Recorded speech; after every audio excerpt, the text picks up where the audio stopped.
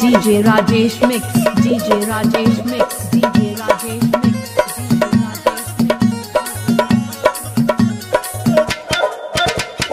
Suit पहिर के लूट मचैनी, सूट पहिर के लूट मचैनी, कॉलेज के गलियारे में सेंट मचनुआ मार के भूली हम तो बीच बाजार में।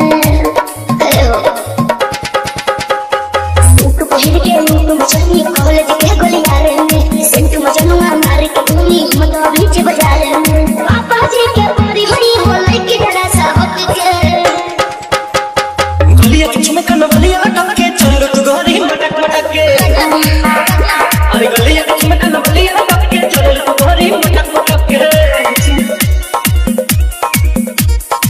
हैरा जिगना मिर्जापुर, हैरा जिगना मिर्जापुर, हैरा जिगना मिर्जापुर।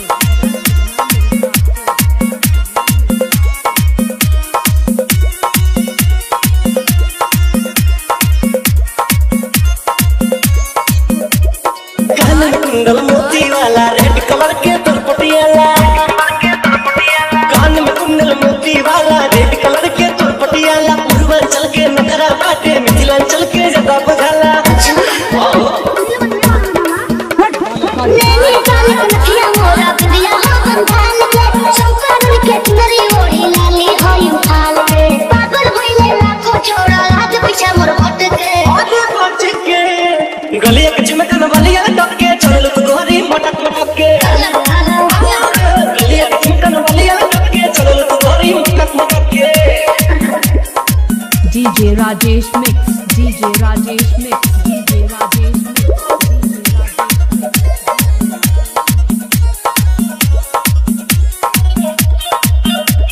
Mix। छोट बड़ू तनी मोट बड़ू गोरी देखे में अखरोट बड़ू।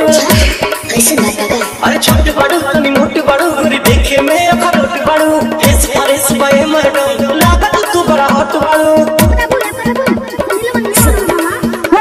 आखिर गजरा लगा के हो रहे हम तो पतना हो। लोग कहना चौपन चोरी मुझ कराई रत्ना हो। तरुण जैसे किरण नजरिया मुझ पे ही है लटके। आए हाय गलिया के चमकन बलिया टक के चल तू गोरी मटक मटक के।